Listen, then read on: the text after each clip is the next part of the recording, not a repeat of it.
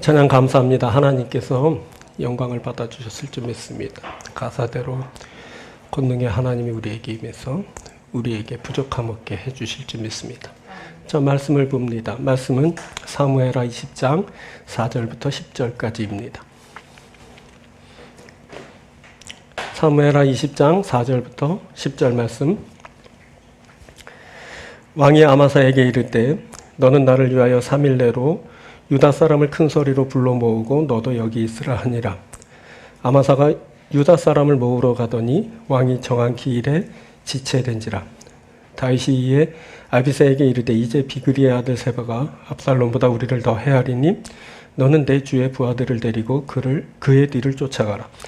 그가 견고한 성읍에 들어가 우리들을 피할까 염려하노라 하며 요압을 따르는 자들과 그렛 사람들과 블렛 사람들과 모든 용사들이 다 아비새를 따라 비그리의 아들 세바를 뒤쫓으려고 예루살렘에서 나와 기브온 큰 바위 곁에 이르매 아마사가 맞으러 오니 그때 요압이 군복을 입고 띠를 띠고 칼집에 꽂은 칼을 허리에 맸는데 그가 나아갈 때 칼이 빠져 떨어졌더라. 요압이 아마사에게 이르되 내 형은 평안하냐 하며 오른손으로 아마사의 수염을 잡고 그와 입을 맞추려는 체함에 아마사가 요압의 손에 있는 칼은 주의하지 아니한지라. 요압이 칼로 그의 배를 찌르매 그의 창자가 땅에 쏟아지니 그를 다시 치지 아니하여도 죽으니라.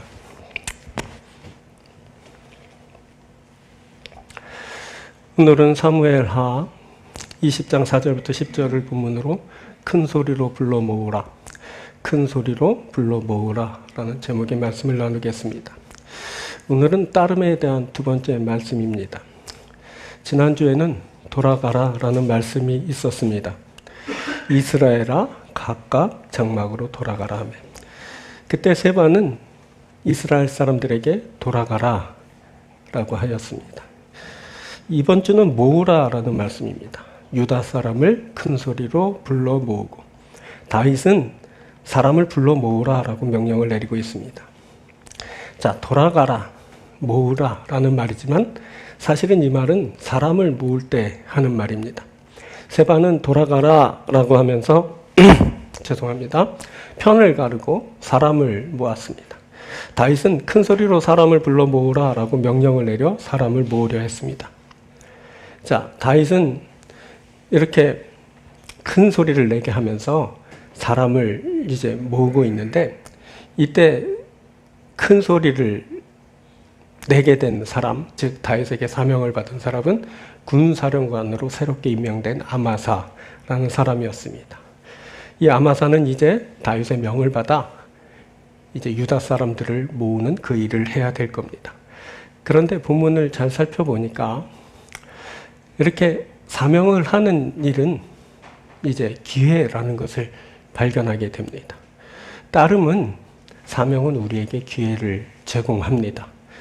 그래서 오늘은 본문에서 발견되는 두 가지 기회에 대해서 함께 나누려고 준비했습니다. 오늘 말씀을 나눌 때 여러분들이 왕 대신 하나님을 따르는 일이 있게 되고 그 따를 때 그 사명하는 일이 있게 되며 사명할 때 주어지는 좋은 기회를 만나 여러분이 온전케 되고 새롭게 되는 귀한 역사가 있게 되길 바랍니다.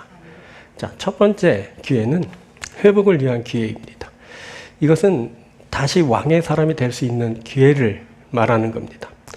자, 말씀드렸지만 회복은 사명하는 사람에게 사명을 준행할 때 일어납니다. 그래서 사명이 다시 주어지게 된다면 그것을 회복을 위한 기회로 삼아야 됩니다.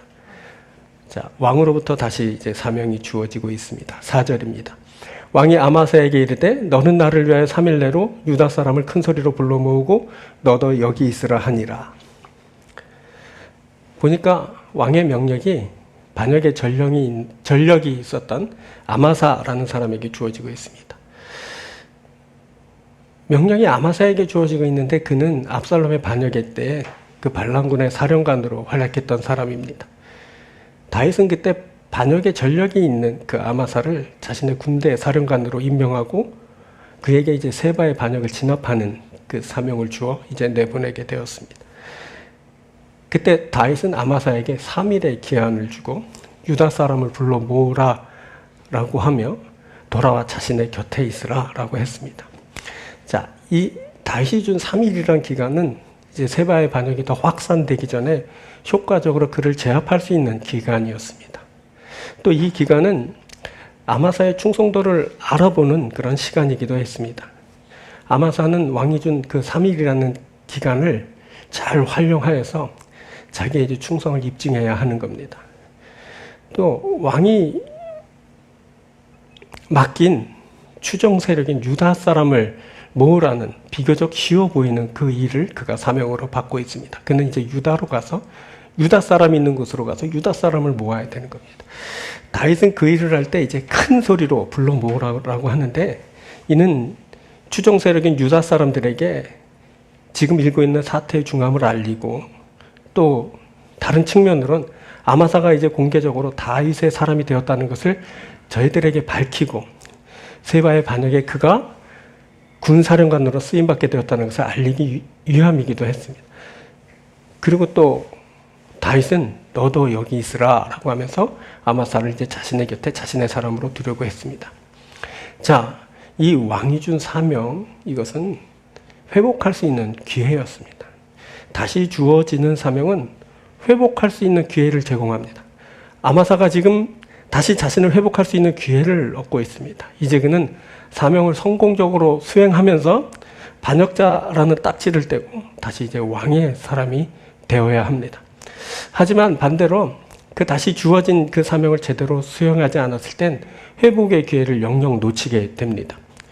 왕의 사람이 될 기회가 사라지게 되는 겁니다. 그래서 다시 사명이 주어질 땐 그 어느 때보다 신중하고 성실하게 그 일을 이행하여야 합니다. 그 일을 성공적으로 수행하여야 왕의 사람이 될 기회를 얻게 되는 겁니다. 그런데 아마사는 그 일을 잘 하지 못했습니다. 5절입니다. 아마사가 유다 사람을 모으러 가더니 왕이 정한 기일에 지체된지라. 아마사가 이제 다시 오지 않을 그 소중한 기회를 지체하면서 놓치고 있습니다. 그가 가긴 갔지만 지체하고 말았습니다. 아마사는 그때 왕의 사람이 되기 위한 그 한정된 시간을 허비하고 말았습니다. 그는 그 쉬운 왕의 추종자를 모으는 일을 하지도 못하는, 아니 하지 않는 그런 사람이라는 것을 드러내고 말았습니다. 그는 또 큰 소리로 외치지 않으므로 자신이 왕의 명령을 받은 왕의 사람이라는 것을 드러내지도 않았습니다. 그리고 최종적으로 그는 왕의 곁에 자리하지 못함으로 그 모든 검증의 단계를 통과하지 못한 자라는 것을 스스로 알리게 되었습니다. 왜 그랬을까요? 왜 그는 자신에게 돌아온 그 마지막 기회를 살리지 못했을까요? 그가 아직 다윗에 대한 반역의 이유를 갖고 있을 가능성이 큽니다. 그것이 이권이든 아니면 스스로가 정의한 그 정당한 이유든 그 어떤 반역의 이유를 아직도 가슴에 품고 있을 가능성이 있는 겁니다. 또 그에겐 아직도 이스라엘 10지파와 연관된 그 어떤 것이 있을 수 있습니다. 지금 이스라엘 10지파는 세바를 따르면서 다윗에 대해 반역을 일으키는 중입니다. 하지만 이 모든 이유는 우리가 짐작만 할 뿐 성경에서 그 명확한 단서를 발견할 수는 없습니다. 단 우리가 알 수 있는 것은 그가 지체하면서 자신에게 주어진 그 회복의 기회를 놓치고 있다는 겁니다. 그는 마지막으로 찾아온 그 기회를 불이행함에서 놓치면서 영영 이제 회복하지 못하는 그런 상태로 나아가게 됩니다. 자, 아마사가 지체하자 다윗은 더 이상 그를 찾지 않습니다.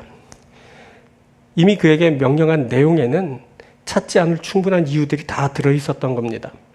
내가 3일 안에 그 일을 하지 않으면 당신을 배신한 줄 아세요.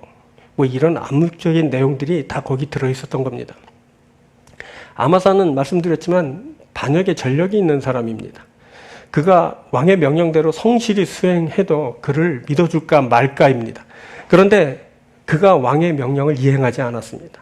이제 그를 기다려줄 이유가 다 사라지고 말았습니다. 그가 마지막 기회를 상실하고 만 겁니다. 그때 아마사가 지체할 때 다윗은 뭔가 뒤통수를 크게 얻어맞은 기분이 들지 않았겠습니까? 그렇게 귀하게 여겨주었더니 그놈이 결국 나를 배신했구나. 다윗은 그때 모든 것이 명확해지는 순간을 만나게 됩니다. 그래서 이제 다윗은 다른 사람에게 새로운 상황에 맞는 이제 새로운 명령을 내리게 됩니다. 6절입니다. 다윗이 이에 아비새에게 이르되 이제 비그리 아들 세바가 압살롬보다 우리를 더 헤아리니 너는 내 주의 부하들을 데리고 그의 뒤를 쫓아가라. 그가 견고한 성읍에 들어가 우리를 피할까 염려하노라 하며. 이제 더 이상 지체할 수 없습니다. 다윗은 아비새에게 부하를 데리고 세바의 뒤를 쫓을 것을 명했습니다. 보니 다윗에겐 세바의 반역을 진압할 만큼의 충분한 군사력이 있었습니다.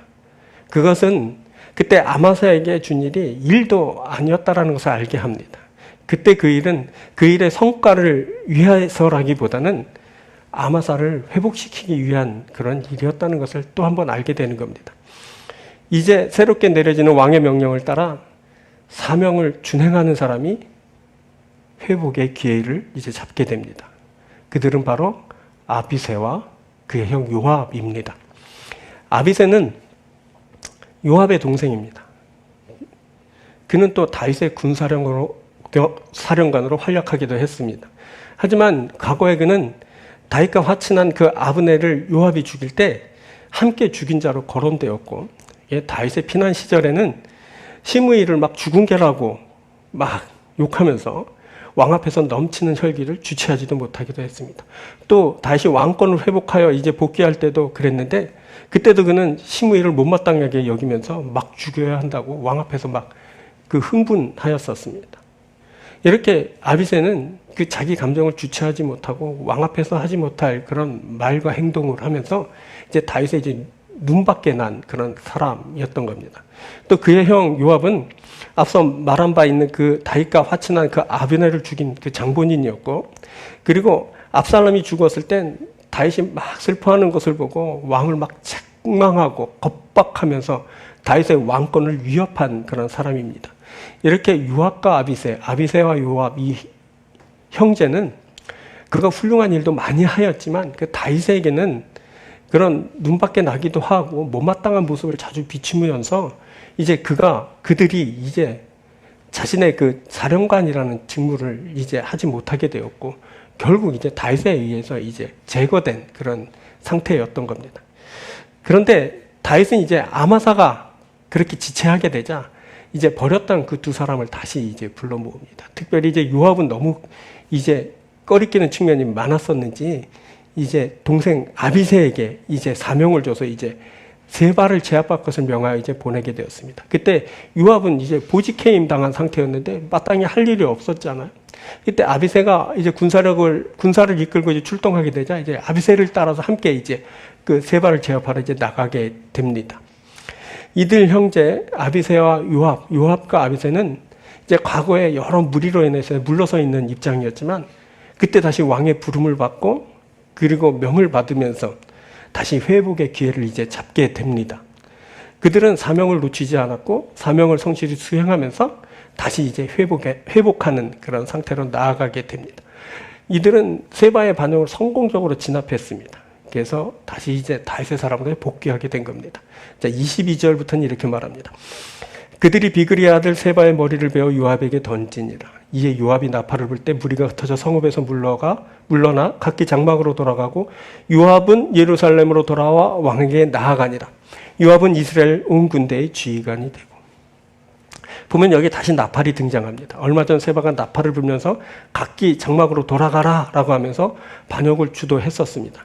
이제는 그 나팔을 요압이 불어댑니다. 요압은 반란을 제압하면서 나팔을 불며 각기 장막으로 돌아가라 하면서 사람들을 흩어 이제 각기 그들의 집으로 돌려보냅니다. 그리고 그 후에 요압은 개선 장군이 되어서 예루살렘으로 당당하게 입성하게 됩니다. 그는 왕에게 나아가고 다시 온 이스라엘의 이제 군 지휘관이 됩니다. 요압은 예루살렘으로 돌아와 왕에게 나아가니라. 요압은 이스라엘 온 군대의 지휘관이 되고.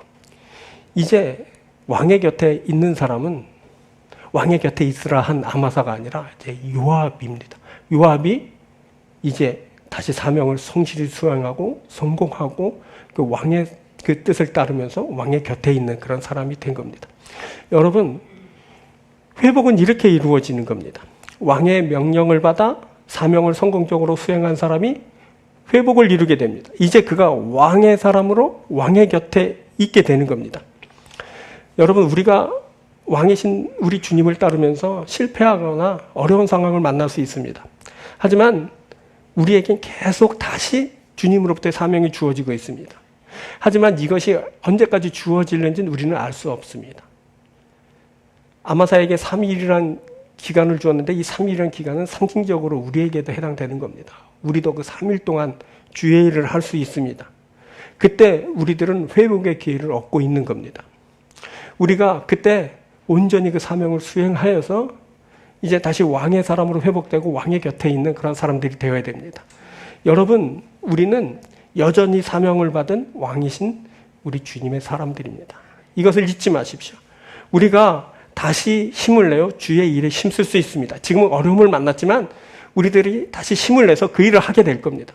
우리는 마침내 온전한 회복을 이루게 될 겁니다.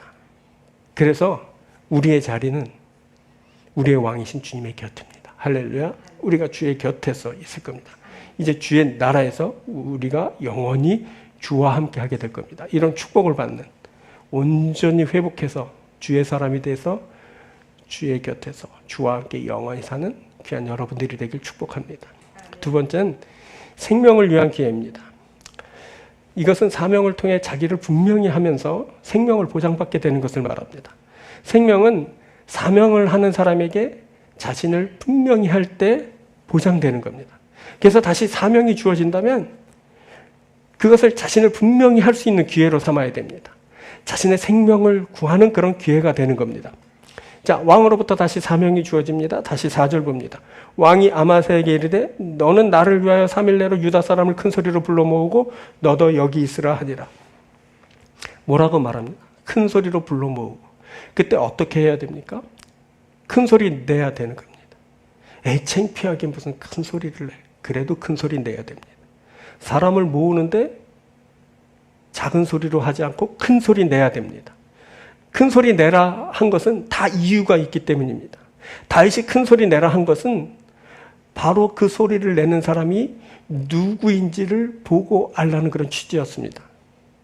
지금 큰 소리로 사람을 불러 모으는 자가 다윗 왕으로부터 사명을 받은 다윗의 일을 하는 다윗의 사람이라는 겁니다. 그래서 사람들은 그가 내는 그 큰 소리를 듣고 저 사람 아마사가 다윗이 보낸 다윗의 일을 하는 그런 사람이구나 하는 것을 알게 되는 겁니다. 그래서 큰 소리를 내야 되는 겁니다.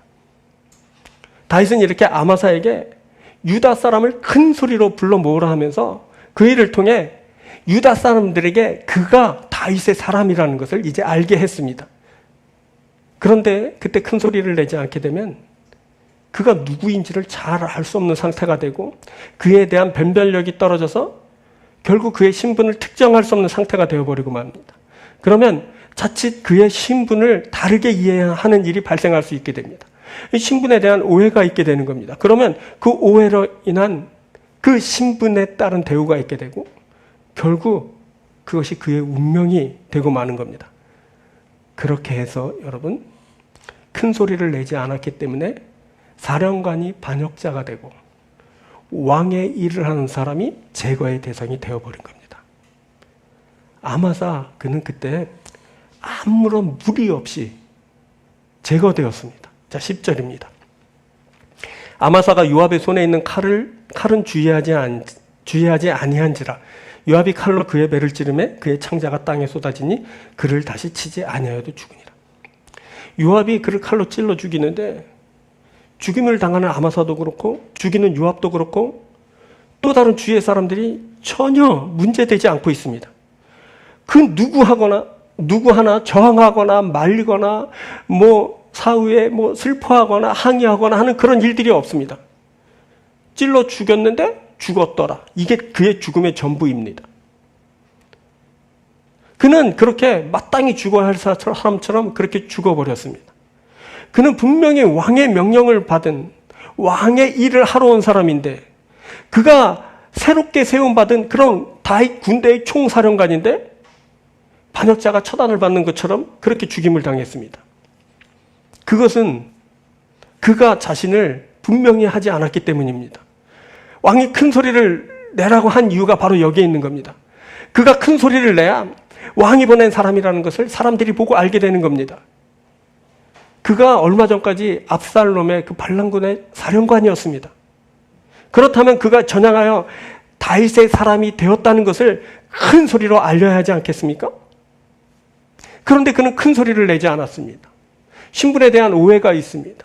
사람들이 알지 못합니다. 요압이 와서 칼로 찌기는데 아무런 의의를 제기하지 않습니다. 그가 누구인지 모르기 때문에 그렇습니다. 그가 아직도 발람군의 사령관인 줄 알고 있는 사람들이 대다수입니다. 그가 죽어도 무리가 없습니다. 죽을 놈 그냥 죽은 겁니다. 자, 이렇게 자신을 분명히 하지 않으면 생명을 구하지 못하게 됩니다. 자신을 분명히 하지 않으면 사탄의 밥이 되고 맙니다. 큰 소리로 주의 일을 불러 모으는 그 일을 하면서 자신을 분명히 하지 않으면 사탄이 아주 좋아합니다. 바로 이 사람들이 사탄 먹잇감입니다. 우리들은 주의 일을 하는데 큰 소리로 주의 사람들을 불러 모으면서 자신을 분명히 해야 됩니다. 이게 사명인 겁니다. 그래야 나를 밝히고 세상들이 나를 알게 되는 겁니다. 그러면 나를 알게 된 그런 인식에 따른 내가 그에 합당한 그런 어떤 대접을 받거나 대우를 받거나 뭐 그렇게 되는 겁니다. 자, 그때 아마사를 보내면서 다시 했던 말을 다시 한번 봅시다. 4절입니다.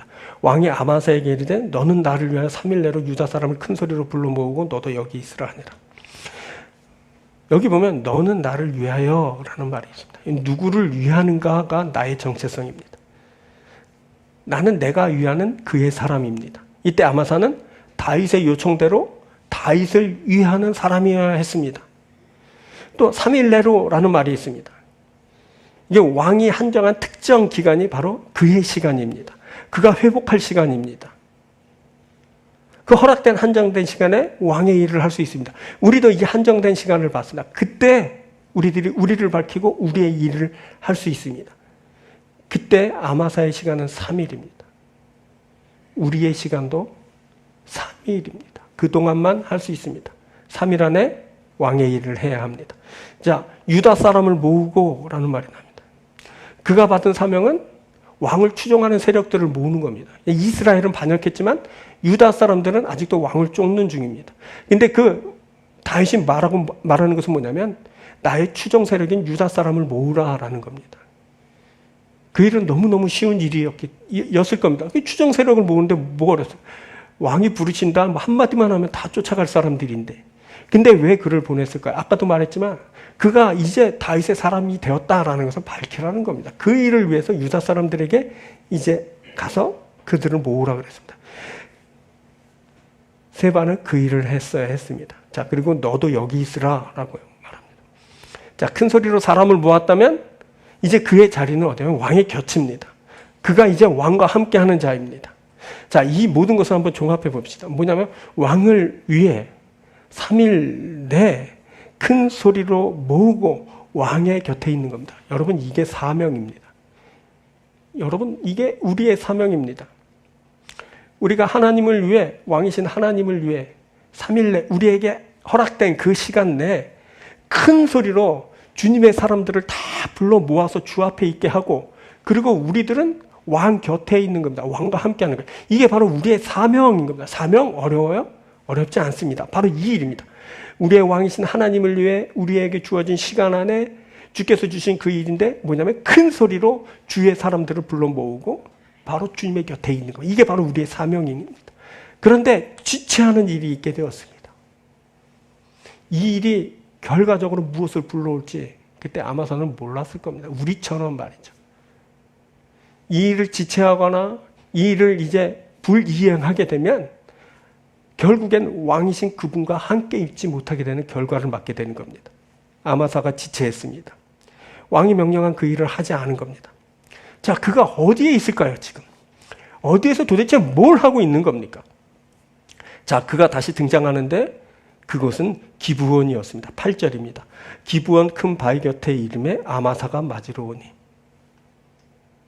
요압이 요압이 이제 군사를 이끌고 이제 기브온 땅에 갔는데, 이제 기브온은 예루살렘 북서쪽 한 8km, 제가 정확한 정보인지 모르는데 제가 기억하기는 그렇게 되는데 800km? 하여튼 정확한 수치는 하여튼 북서쪽 어느 지방입니다. 그곳에 있는데 거기에 가 있었습니다. 기브온 큰 바위 곁에 요압이 이를 때 아마사가 맞으러 나왔던 겁니다. 자, 기브온은 어떤 곳일까요? 그 기브온에 대해서 21장에서 이렇게 소개됩니다. 이제 다음 장인데요.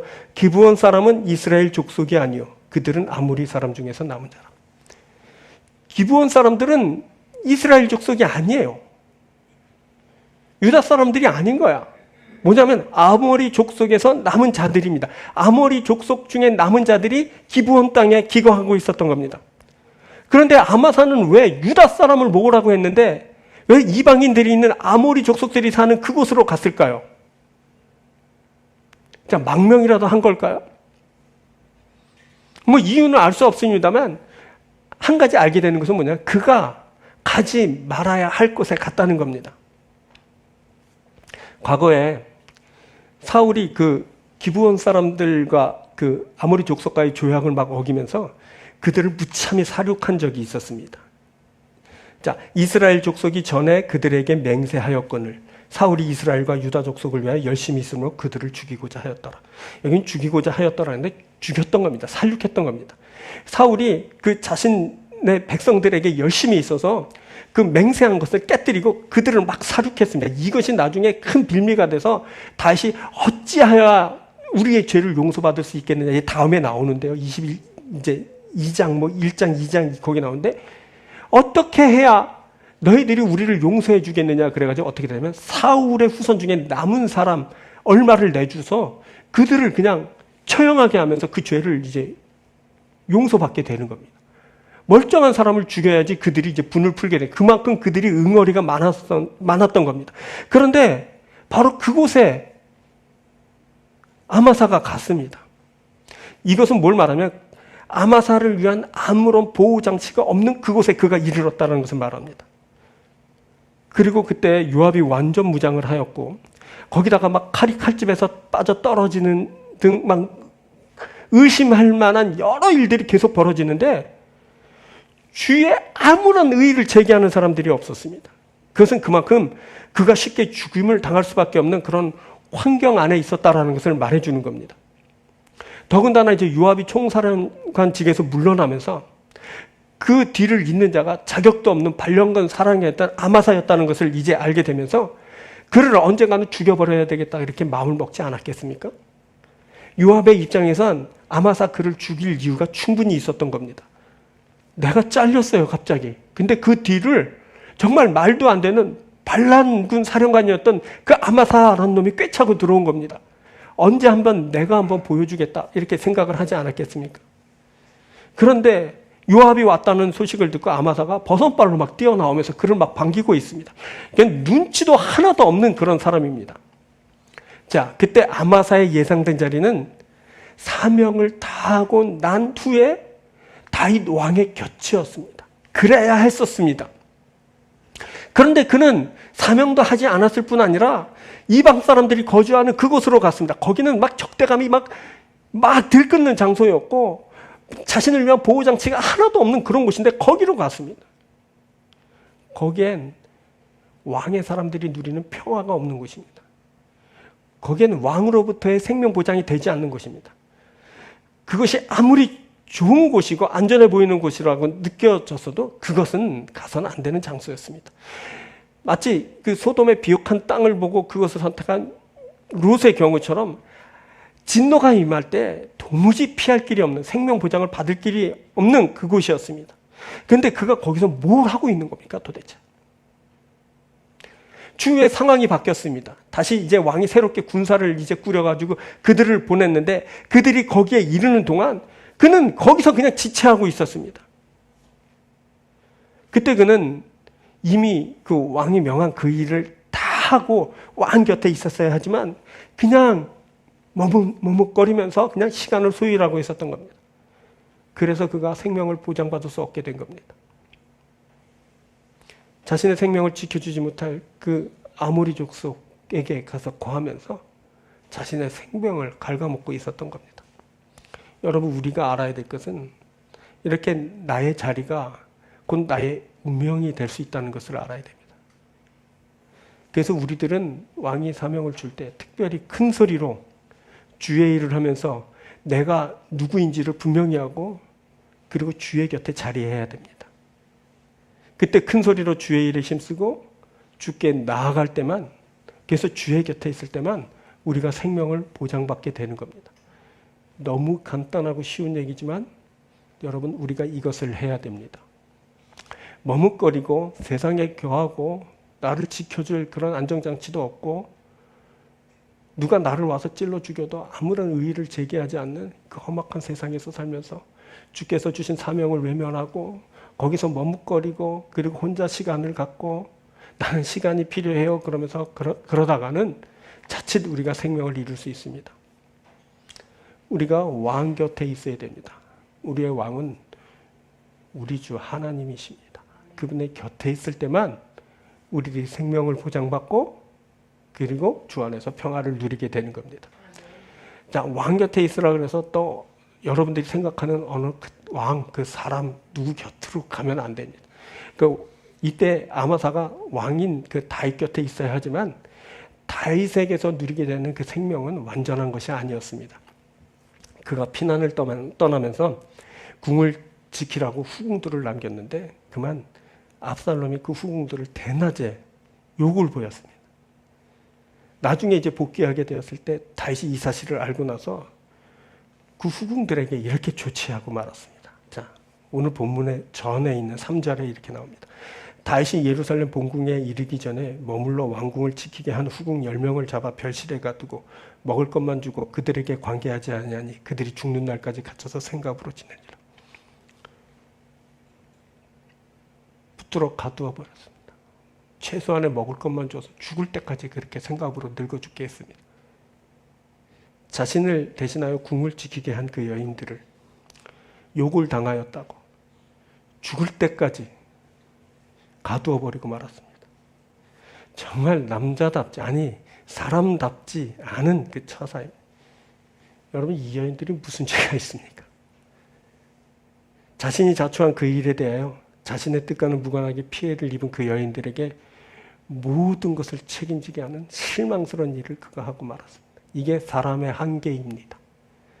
아무리 하나님의 마음에 합한 사람이었던 다윗도 이렇게 사람으로서 한정되고 제한되고 아주 불편한 그런 일들을 하고 그래서 그 때문에 무고한 여인들이 죽을 때까지 그렇게 갇혀서 그렇게 지내게 된 겁니다. 이런 일들이 사람들에게 일어난다. 그래서 이 세상에 있는 그 어떤 사람이 참 너무 존경스럽고 사랑스러워도 그를 왕으로 추정해서는 안 됩니다. 그가 한계를 가지고 있고 여러 가지 그 죄를 지닌 그냥 인간일 뿐이라는 겁니다. 그런데 우리가 왕으로 섬기고 있는 하나님은 그렇지 않습니다. 사람은 완전하지 않아도 우리 주님께 나가면 우리들은 완전함을 맛보게 됩니다. 완전한 생명을 보장받게 됩니다. 완전한 보상을 받습니다. 완전한 자유와 평안을 얻습니다. 공평한 정의가 그곳에 이루어집니다. 우리는 누구라고요? 우리는 주의 자녀입니다. 주의 백성, 주의 백성이라는 말, 백성이라는 말은 뭐야? 그러니까 왕을 섬기는 자들이야. 왕의 백성이야. 우리의 왕은 하나님입니다. 그래서 우리들은 우리 왕이신 하나님의 백성으로 그 하나님께 계속 나가요. 우리 주님께 나아가는 거예요. 그리고 주님은 우리를 만나주시고 우리를 다스리시고 우리를 곁에 두시고 우리와 함께 할 때 주의 완전한 공의를 우리에게 이루어주시고 그 사랑을 베풀어 주시며 그 안에서 온전한 자유와 평강을 누리게 하는 겁니다. 자, 그 일이 있기까지 우리들은 이 세상을 살면서 뭘 한다고요? 주님께 계속 나아가는 중이지만 우리들이 뭘 해야 되냐면 주께서 주신 사명을 하는 겁니다. 그 사명 우리가 발견했어요. 그게 뭐라 그랬어요? 주를 위하여, 왕을 위하여. 우리 살아있는 3일 동안 큰 소리로 주의 사람들을 주 앞에 모으고 그리고 나서 우리가 주의 곁에 있는 겁니다. 이게 사명입니다. 사랑하는 여러분, 큰 소리로 우리 주 왕이신 그 주의 사람들을 불러 모으는 일을 여러분들이 살아있는 3일 동안 하게 되길 바랍니다. 그리고 나서 여러분들이 주의 곁에 있고 주의 나라에서 주의 백성으로 주의 기업을 받고 주와 함께 영원히 사는 그런 여러분들이 되길 바랍니다. 우리가 살아있을 때 우리가 사명을 하는 것은 우리의 생명을 얻기 위한 기회입니다. 이 기회를 반드시 포착해서 큰 소리로 사람을 모으고 주의 곁에 있는 그런 여러분들이 되길 주의 이름으로 축복합니다. 자, 말씀을 맺습니다. 따를 때 사명하게 되는데 거기엔 이제 기회도 있다 그랬어요. 두 가지 기회를 살펴봤는데 뭐라고 해요? 나를 회복할 수 있는 기회. 내가 다시 왕의 사람이 될 수 있는 기회. 반역할 수 있어요. 멀어졌을 수 있어요. 외면했을 수 있고요. 지금 힘들어서 사정상 형편상 주를 위하지 않을 수도 있어요. 그렇지만 내게 사명이 주어질 땐 다시 주의 사람으로 세워질 기회를 얻게 되는 거야. 주께서 내게 주신 그 일을 하게 되면서 우리들은 다시 주의 사람으로 세워져 가는 겁니다. 온전한 회복의 역사가 바로 사명을 하는 여러분들에게 있게 되길 축복합니다. 또 하나는 생명을 얻기 위한 기회라 그랬어요. 주께서 주신 생명은 이렇게 주께서 주신 사명을 따라 나를 확고히 할 때, 그리고 주께서 원하신 그 자리에 나아갈 때 얻게 되는 거야. 사랑하는 여러분들이 사명하면서 꼭 이 생명을 보장받는 기회를 얻게 되길 바랍니다. 그래서 영원한 생명을 얻고 주의 나라에서 주의 백성으로 영원히 사는 여러분들이 되길 주의 이름으로 축복합니다. 기도하겠습니다.